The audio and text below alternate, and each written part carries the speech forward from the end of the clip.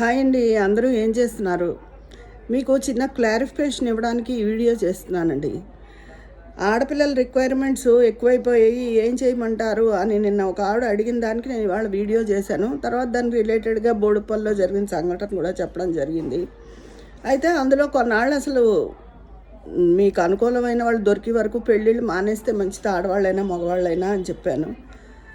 అది కొంతమందికి నచ్చచ్చు, నచ్చకపోవచ్చు. ఎందుకు అంటారా, మీ పిల్లలు పెళ్ళిళ్ళు అయిపోయాయి కాబట్టి మీరు అలా మాట్లాడుతున్నారు అనొచ్చు. మా అబ్బాయి పెద్ద అబ్బాయి పెళ్ళి అయ్యేటప్పటికి ఇంత దారుణంగా పరిస్థితులు అయితే లేవు. మా రెండో అబ్బాయికి చిన్నతనంలోనే అయింది. వాడు ఆ అమ్మాయి ఇష్టపడ్డారు లా చదువుతుండగా. అయితే వాళ్ళు మాకు అబ్జెక్షన్ చెప్పడానికి కారణాలు ఏం లేకపోయాయి. అందుకని వాళ్ళ చిన్నప్పుడే వాడి వివాహం జరిగింది. లేకపోతే మా అబ్బాయికి ఇంకా అప్పుడే మేము చేద్దామని అనుకోలేదు. అలాగే వాళ్ళు కూడా కారణాలు ఏం లేవు కదా అని ఇంకా ఒప్పుకున్నారు.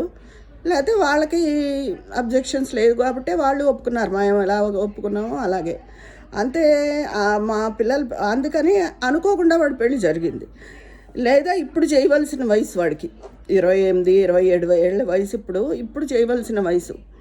అయితే ఇప్పుడు మేము కూడా అలాగే ఎదుర్కొందుమేమో. కానీ నేను మా పిల్లల పెళ్ళిళ్ళు అయిపోయాయి కాబట్టి నేను ఇలా చెప్పలేదు. నిజంగా మా అబ్బాయికి ఇప్పుడు చేసిన పరిస్థితి ఇలాగే ఉండి మాకు నచ్చపోతే పోస్ట్పోన్ చేద్దామేమో. ఎందుకంటే పరిస్థితులు అలా ఉన్నాయి కాబట్టి. మనకి ఇదివరకు పూర్వం మేనరకాలు అవి ఎందుకు చేసుకునేవారంటే ఇలాగే గొడవలు వస్తాయి వేరే వాళ్ళతో అయితే అని బావలను మావయ్యలను ఇచ్చి చేసేవారు. కానీ అదేమవుతుంది, అది ఒక రకంగా మంచిదే. ఒక కుటుంబ పరిస్థితులు అనుకూలంగా ఉంటాయి కాబట్టి వాళ్ళకి తగ్గట్టు ఉంటారు.